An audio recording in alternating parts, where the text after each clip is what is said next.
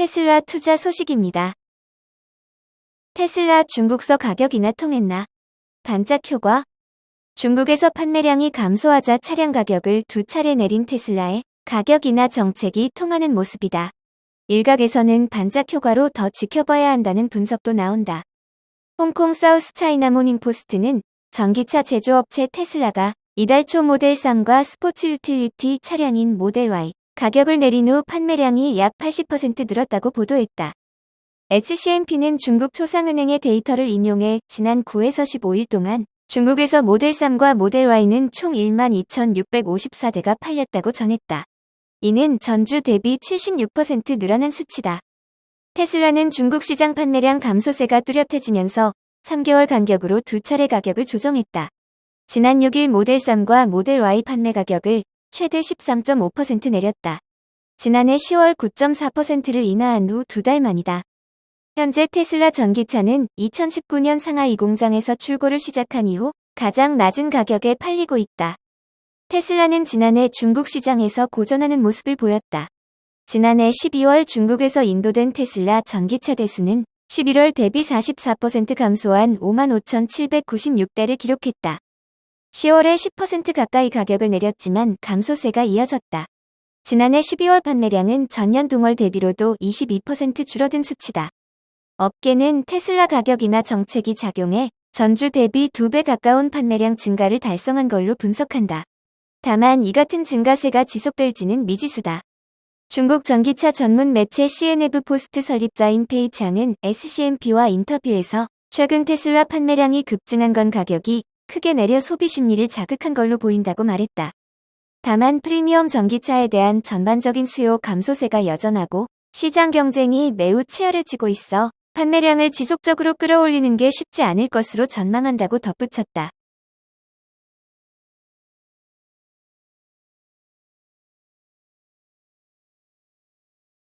니콜라 투자 소식입니다. 니콜라, 프세브용 이동식 수소 충전기 공개. H2B에 따르면 니콜라가 수소연료 전지 전기 자동차용 대형 7령 BAR 이동식 수소 충전 장치를 개발했다고 밝혔다. 니콜라의 첫 번째 이동식 충전기는 테스트를 완료했으며 올해 1분기 중 시운전될 예정이다. 마이클 로스셸러 니콜라 CEO는 니콜라의 이동식 충전기는 960kg 용량의 수소 튜브 트레일러와 결합해 트럭에 연달아 연료를 공급할 수 있다고 말했다.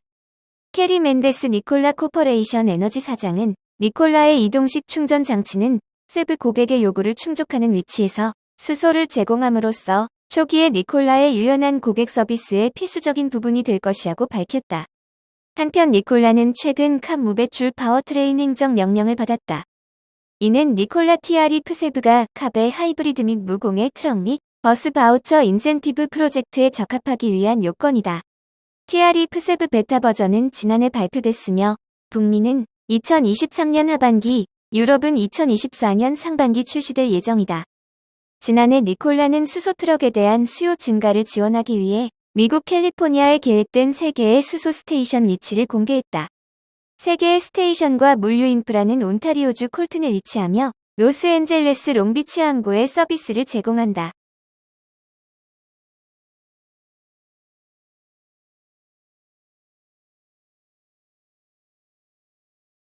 애플 투자 소식입니다.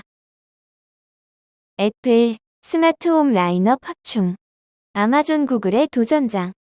애플이 스마트홈 라인업을 확충하며 아마존닷컴과 구글의 도전장을 내밀었다.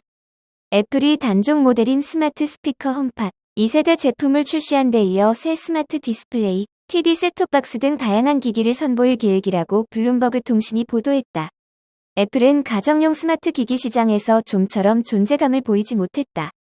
스마트 기기를 제어하는 인공지능 음성인식 서비스 시리가 아마존의 알렉사나 구글 어시스턴트에 못 미치면서 격차는 더욱 커졌다. 2018년 2월 출시된 애플 홈팟 1세대는 높은 가격 대비 상대적으로 떨어지는 성능에 2021년 단종됐다. 대신 애플이 2020년 출시했던 홈팟 미니가 재기 의지를 다지는 계기가 됐다고 블룸버그는 설명했다.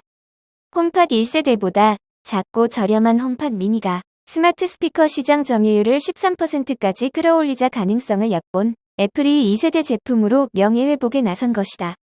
새로 출시한 홈팟 2세대는 아이폰을 이용해 스마트홈 기능을 사용할 수 있는 능력이 강조됐다. 집안 온도와 습도 등을 확인할 수 있는 센서를 장착했고 연기나 일산화탄소가 감지되면 이를 알려주기도 한다.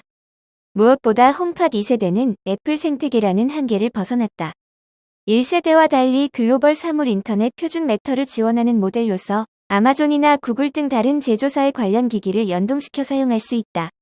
가격도 초기 $349에 달했던 1세대보다 저렴한 $299로 책정됐다. 애플은 스마트 디스플레이 출시에도 박차를 가하고 있다.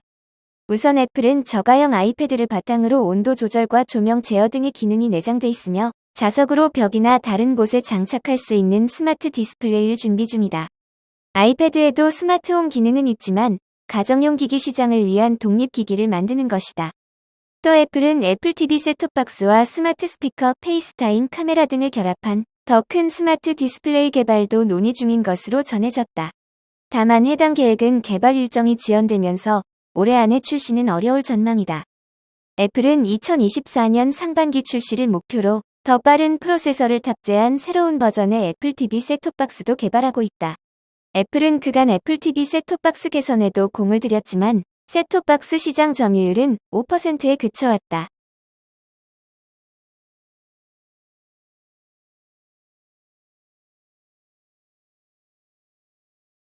엔비디아 투자 소식입니다. 엔비디아, 델과 파워 엣지 시스템 출시, AI 포트폴리오 확장. 엔비디아는 델 테크놀로지스와 협력해 엔비디아 가속화를 지원하는 델 파워 엣지 시스템을 출시한다고 밝혔다. 이 시스템을 통해 엔비디아는 기업이 AI를 통해 비즈니스를 효율적으로 전환할 수 있도록 지원한다. 총 15개의 차세대 델 파워 엣지 시스템은 GPU, 디프 및 엔비디아 AI 엔터프라이즈 소프트웨어 제품군을 포함해 엔비디아의 전체 AI 스택에서 끌어올 수 있다. 이를 통해 음성 인식, 사이버 보안, 추천 시스템 및 점점 더 많은 획기적인 언어 기반 서비스를 비롯한 광범위한 AI 애플리케이션에 필요한 기반을 기업에 제공한다.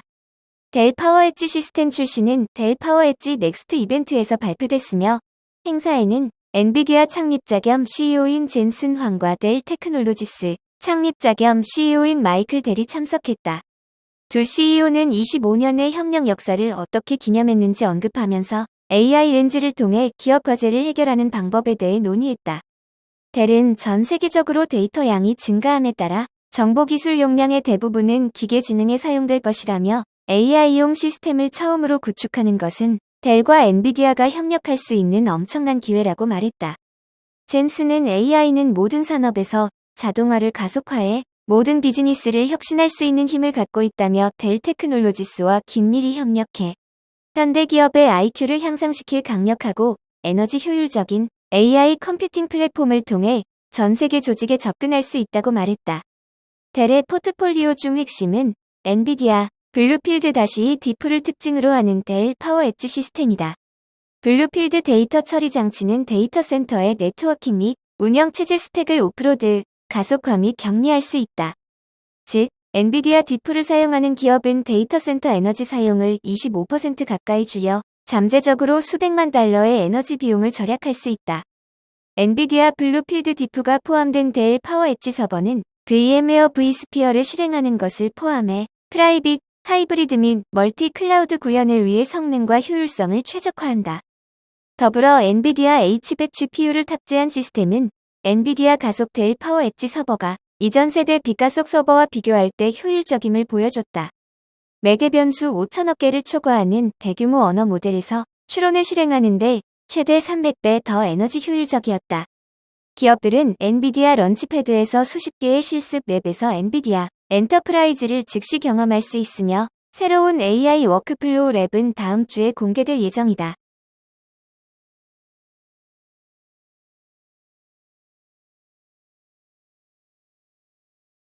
TSMC 투자 소식입니다. TSMC, 삼성 제치고 반도체 매출 사상 첫 1위 등극. 반도체 의탁 생산 업체인 대만의 파운드리 기업 TSMC가 지난해 연매출에서 삼성전자와 인텔을 제치고 사상 첫 1위에 올랐다. 업계에 따르면 반도체 시장에서 파운드리 업체가 매출 1위를 달성한 것은 처음이다. 지금까지 글로벌 반도체 시장 경쟁은 인텔과 삼성전자로 양분돼 있었다. 삼성전자는 2017년 메모리 반도체 슈퍼사이클로 인텔을 제치고 2년 동안 1위에 올라 있었다. 삼성은 2021년에도 메모리 호황에 힘입어 1위에 올랐다가 지난해 대만 TSMC에게 밀려 2위에 그쳤다. TSMC는 지난 12일 실적 발표를 통해 지난해 매출이 전년보다 42.6% 증가한 746억 3,201만 달러로 사상 최고치를 기록했다고 밝혔다. 삼성전자의 반도체 매출은 655억 8,500만 달러로 전년 대비 10.4% 줄어 2위를 차지했다. 하반기 메모리 반도체 수요 감소에 직격탄을 맞았다는 게 업계의 분석이다. 삼성전자는 지난 6일 잠정 실적을 발표했다. 인텔은 3위에 그쳤다. 인텔의 지난해 매출은 전년 대비 19.5% 감소했다. 4위는 SK하이닉스다. 매출은 전년보다 2.6% 줄었다. 업계 관계자는 삼성이 기술적 감산에 돌입한다는 소식이 들려온 만큼 수익성이 좋은 고부가 가치 반도체로 1위를 탈환할 수 있을지 귀추가 주목된다고 말했다.